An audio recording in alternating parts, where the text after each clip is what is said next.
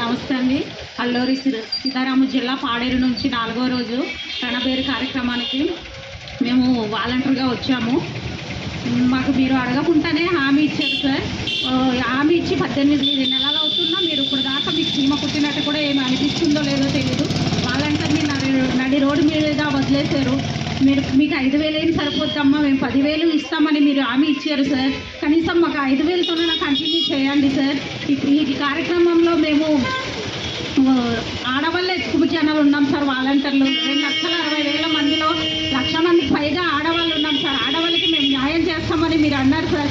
ఆడవాళ్ళని ఎక్కడ న్యాయం చేశారు సార్? ఆడవాళ్ళని మీరు రోడ్డున పడేసి వదిలేశారు సార్.